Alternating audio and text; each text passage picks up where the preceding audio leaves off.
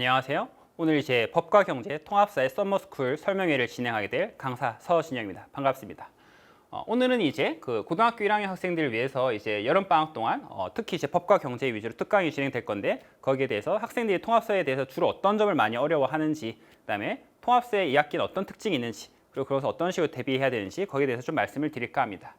일단 제 소개부터 일단 간단하게 드리도록 하자면, 저는 서진영이라는 사람이고 현재 이제 다원 교육에서 이제 고등관에서 이제 언남고등학교 내신 수업을 진행하고 있고, 그다음에 특목관에서 이제 경기영하고 이제 인천영, 그다음에 법과 경제 수업 위주로 진행을 하고 있습니다.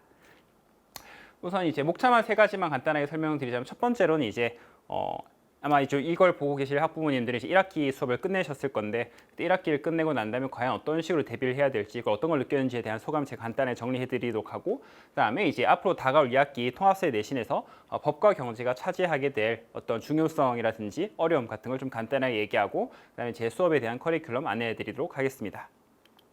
일단 먼저 1학기를 다들 끝내셨을 텐데, 1학기를 끝내고 난 다음에 학부모님들하고 학생들이 소감이 과연 어떠하셨나요? 물론 이제 잘 끝내신 학생들, 학부모님들 잘 계실 테지만, 막상 이제 끝내고 난 다음에 다들 느끼셨던 점이 생각보다 이제 고등학교 공부라는 것이 그렇게 쉽지만 않구나. 중학교 때 이제 관성처럼 해왔던 그런 공부 방법이라든지 뭐 루틴이라든지 습관 같은 것이 있었을 건데, 그것을 그대로 이제 고등학교 때 그대로 적용시키는 것은 생각보다 그렇게 효과적이지 못한 방법일 수도 있겠구나. 그리고 어떤 차원에서 어떤 개선이 있어야 되겠구나를 다들 다 조금씩은 알게 모르게 느껴졌을 거라 생각합니다.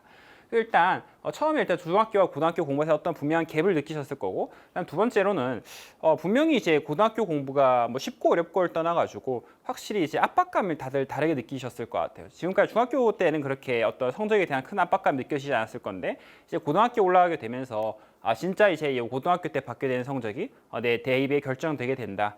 그 다음에 이제 5등급제로 바뀌게 되면서 이제 1등급에 들지 못하게 된다면 내가 좋은 대학교에 가지 못할 수 있겠구나와 같은 불안감들, 그런 데서 오는 이제 압박감 같은 게 있다 보니까 이제 학생들 입장에서 보통 어떤 식으로 많은 어려움을 느끼냐면은, 내가 분명히 수학을 열심히 해야 되겠다. 수학 열심히 하면 나머지는 다 괜찮겠지 생각해가지고 수학 열심히 공부했는데 과학이 뚫린다든지 뭐 사회가 뚫린다든지, 그래서 과학하고 사회가 안 되는 것 같아가지고 허겁지겁 과학사회 하다 보면 뭐 국어가 뚫리고 영어 뚫리고, 국어와 영어 메꾸면 또 이제 수학이 뚫려 있고, 이런 데서 되게 많은 어려움을 겪고 있거든요. 뭐 그렇다 보니까 확실히 공부를 하는 사람 입장에서 단순히 이제 공부를 열심히 한다, 내가 이걸 암기했다 해서 멈추는 게 아니라 한 번 공부하더라도 내가 그것을 정확하게 이해하고 좀 말로 설명할 수 있고, 그다음에 그것을 모함을 치화시킬 수 있을 만큼 반복적으로 공부하는 것이 무엇보다 중요하구나를 이제 다들 느끼셨을 거라 생각합니다.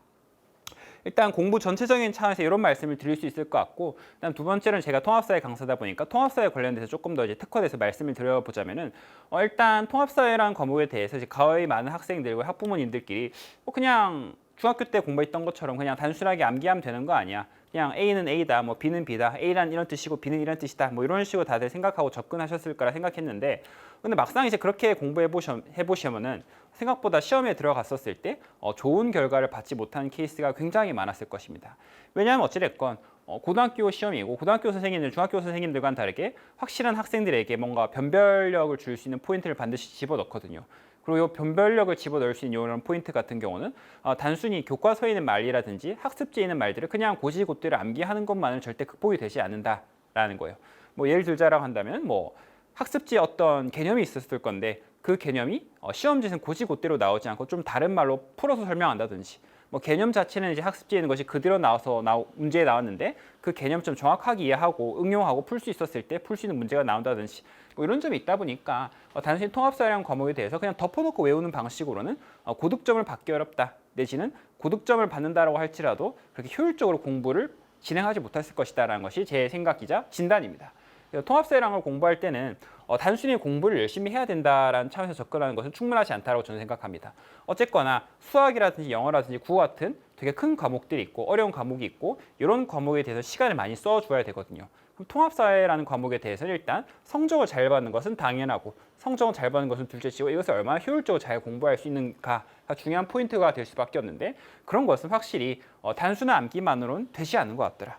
암기만으로 되지 않고 어떤 것이 필요하다? 반드시 직관적으로 이해할 수 있는 어떤 개념이라든지 단어를 내가 구사할 줄 알아야 되고, 그에 따라서 내가 적절하게 이해할 수 있는 그런 포인트가 필요하다라는 말씀 드리고 싶었습니다. 그리고 이제 1학기에서 이제 대충 윤리하고 지리, 그다음에 사회문화에 관련된 과목을 진행하게 되었는데 1학기 때 그렇게 통합사회라는 과목이 그렇게 쉽게 느껴지지만 않으셨죠. 근데 이제 1학기는 제가 봤었을 땐 그래도 그나마 좀 쉬운 편입니다. 뭐 암기량 자체로 그렇게 많지도 않고, 그다음에 이해하는 것도 이제 학교에 따라서는 조금씩 다르긴 했겠지만 크게 어렵진 않았거든요. 제가 봤었을 때. 근데 2학기 때부터 이제 슬슬 1학기 때보다 훨씬 더 큰 압박감이 시달릴 수밖에 없습니다. 왜냐하면 일단 배워야 되는 양도 훨씬 더 많고, 그다음에 난이도 자체도 통합사회 1보다 통합사회 2가 훨씬 더 높습니다. 왜 어렵냐? 일단 제가 봤을 땐 크게 세 파트가 가장 어렵다고 느껴지는데, 첫 번째는 일단 세계지리 파트가 좀 어렵습니다.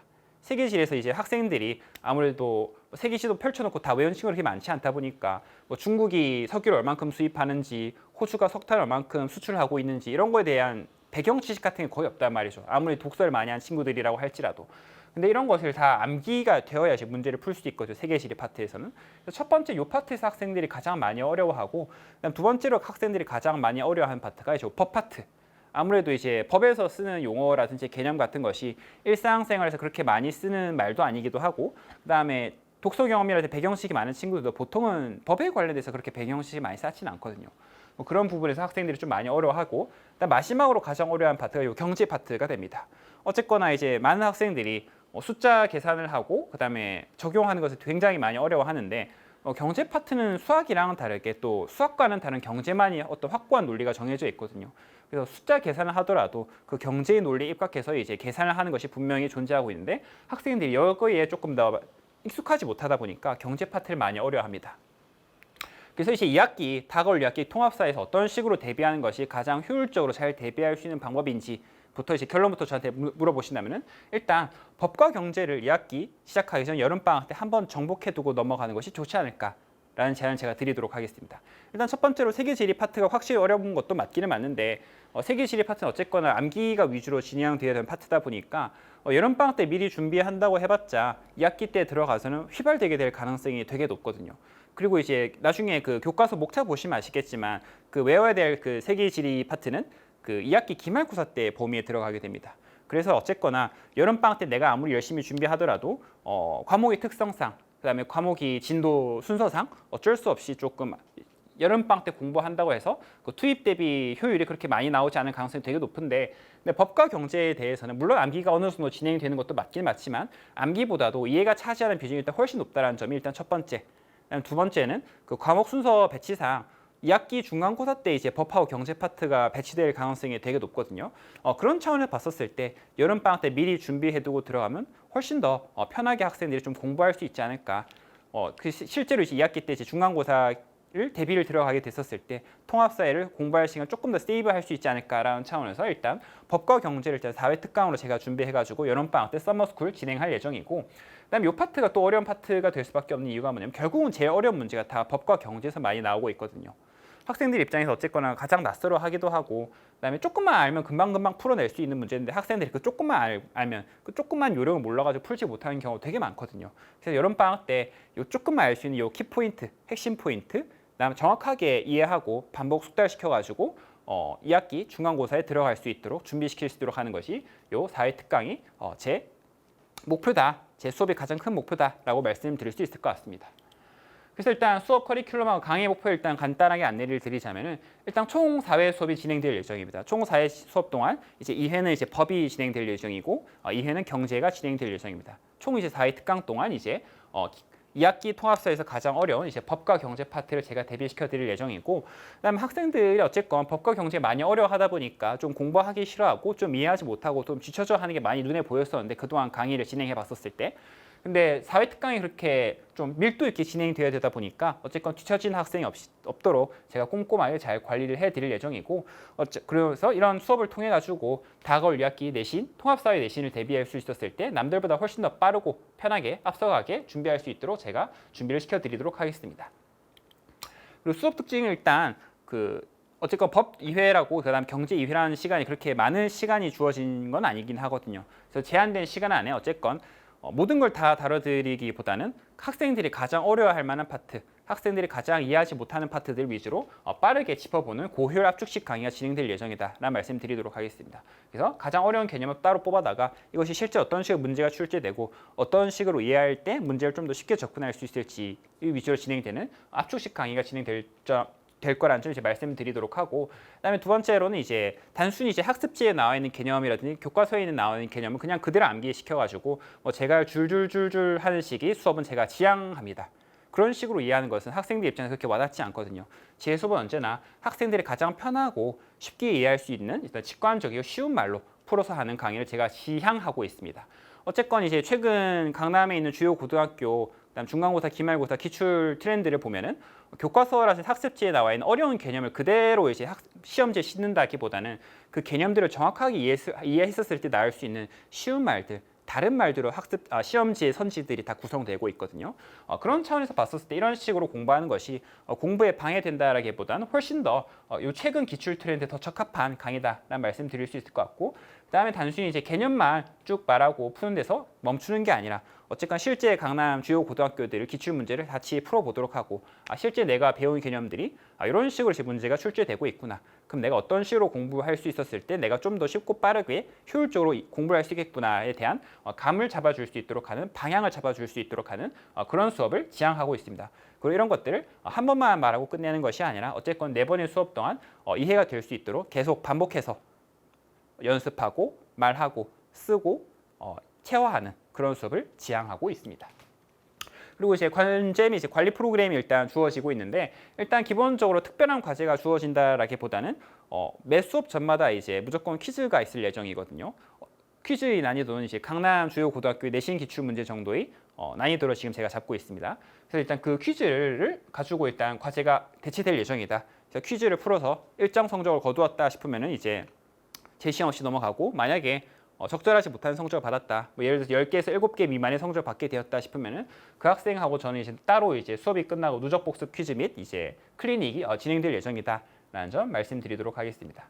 그리고 수업을 하다가 이제 경제라든지 법에서 좀 어려운 파트가 있다, 그다음 학생들이 좀 이해하지 못하는 것 같다, 수업을 진행하다 싶으면 그런 파트에 한해서는 제가 이제 따로 추가적인 과제가 부여될 수도 있고, 그 다음에 학생들이 공부하다 어려워하는 부분이 있을 수도 있다 보니까 제가 언제든지 24시간 동안 제 휴대폰 번호 다 공개하고 있으니까 휴대폰 카카오톡이 됐건 전화가 됐건 문자 메시지가 됐건 어떤 채널을 통해서라도 이제 저한테 질문을 할 수 있는 24시간 오픈된 채널이 있다라는 점 말씀드리도록 하겠습니다. 일단 그리고 제 가계 강의를 하고 커리큘럼 이제 보여드리고 이제 마무리할까 하는데, 일단 총 일주일에 2번의 수업이 있습니다. 그래서 각각 수업 이제 따로따로 진행되는 수업이고, 금요일 오후 2시에서 5시, 일요일 6시에서 9시 두 시간표 중에서 시간표에 맞는 시간 지원하시면 될 것 같습니다. 두 수업 모두 이제 같은 수업이고 총 4회차 진행될 예정입니다. 그래서 1주차에서 2주차는 일단 법 수업이 일단 주로 진행될 예정이고, 학생들이 가장 많이 어려워하는 이제 헌법의 역할, 그다음에 이제 시민의 참여에 대한 부분들 1주차, 2주차 위에 수업이 들어갈 예정이고, 그다음 3주차, 4주차는 이제 경제 수업이 진행될 예정인데, 3주차에서 학생들이 가장 많이 어려워하는 이제 합리적 선택의 의미와 한계, 기회비용 계산하는 파트거든요. 이 파트. 그다음 4주차 때는 학생들이 제일 어려워하는 게 국제 분업과 무역. 그래서 이제 비교 이론 입각해가지고 이제 기회비용 계산하는 문제가 좀 많이 어려운 파트거든요. 이 파트들이 주로 이제 주인공이 되어가지고 수업이 진행될 예정이다. 라는 말씀 드릴 수 있을 것 같습니다. 그럼 여기까지 대신 씹어 삼켜주는 통합서의 수능 1등급 위한 내신 1등급 길잡이 서신영이었습니다. 감사합니다.